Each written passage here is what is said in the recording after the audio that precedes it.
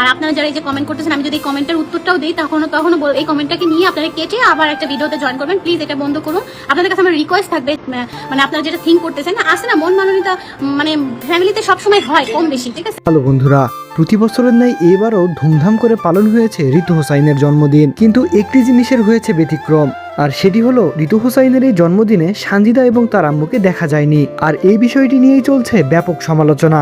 আমি যদি এখন তার নামও নেই, তাও আপনার ওই নামটা নিয়ে ছবি বসায় এটা করে ওটা করে ব্লগ ছাড়বেন, এটা আমি চাই না।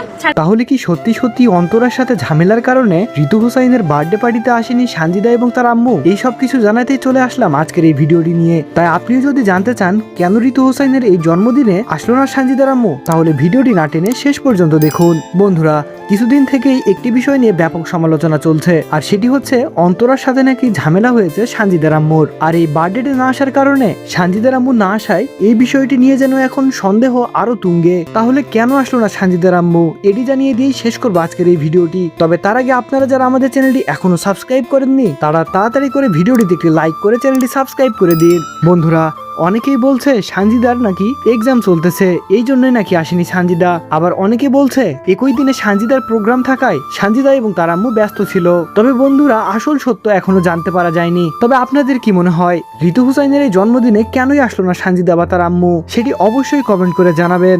আর আপনি রাকিব হোসাইনের একজন ভক্ত হলে অবশ্যই কমেন্টে রাকিব লিখবেন।